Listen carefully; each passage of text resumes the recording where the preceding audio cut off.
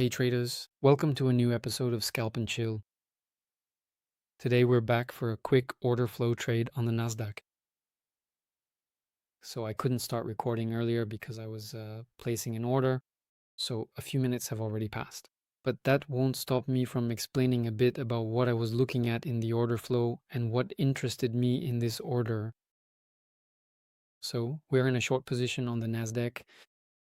The whole morning was bearish, and I want to stress that I really took this trade solely based on order flow. By the way, it's time to secure part of the order. I'm going to do that right now. Perfect. So here, in this case, in my opinion, we've reached enough for me to already secure part of it with a trailing stop. Maybe even a bit more than that, actually. Okay, not quite yet. I'll wait until we reach 439 to secure a bit more and let it breathe. It's already been 25 minutes. Okay, we're on schedule. Okay, that's it. So now I've reached enough for me to secure at 468. So here, of course, I always do my future analysis.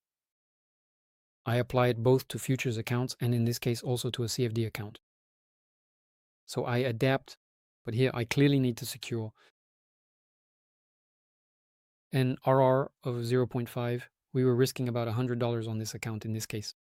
Oh, really? While we're out? Okay. All right, very good. This will allow me to spend 2 or 3 minutes explaining the trade. So great, we're out. So what really interested me about this specific price behavior was the curious fact that the volume and that intense buying pressure that I see clearly both on the footprint chart and on the bookmap software, which I have open on the right, and also in my order flow analysis here, simply did not match up at all with what the price was actually doing at the time. The Nasdaq had a bullish start to the morning. It stalled exactly at the level of 35,000, specifically 35,580. And then we saw a significant drop starting right at 10 o'clock in the morning, which ended up breaking a key structural point right here. From that moment on, you can see in the volume that the sellers took control and that we were really at a transition level. Right at that moment, we begin to interact directly with this specific price zone, which corresponds precisely to the 35,530 area level, roughly 525. In this specific zone, there is clearly a push in price that the volume data, whether on bookmap, the footprint, or my order flow, simply does not show me.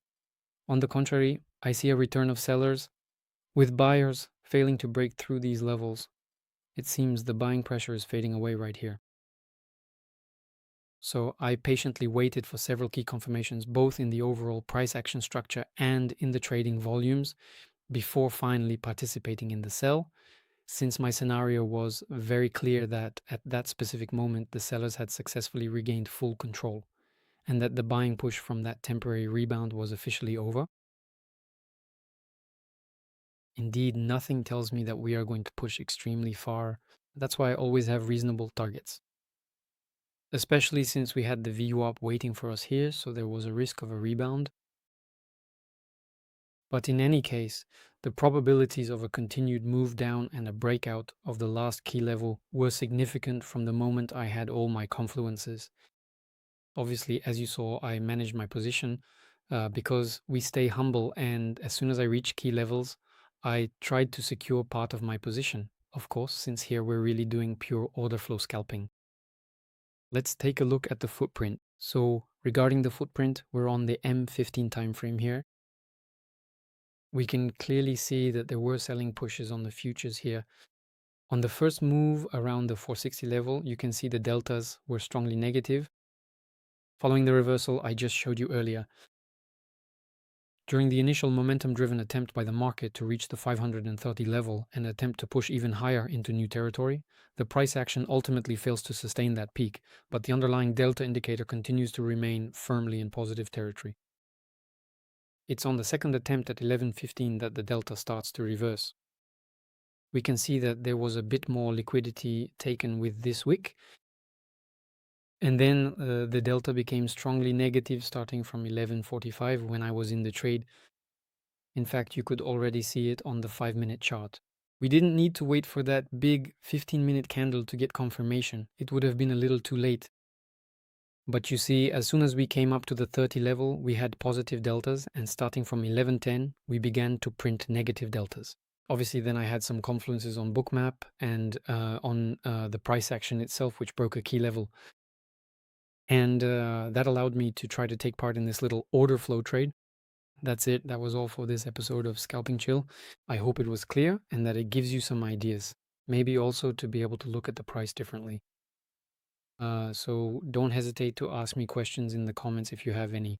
I'll be happy to answer them. For anyone looking for live coaching, all my links are in the description. Feel free to check them out, as these are things I cover in my coaching sessions. Wishing you all great trades. Have a wonderful trading week. Be careful and see you very soon for the next video.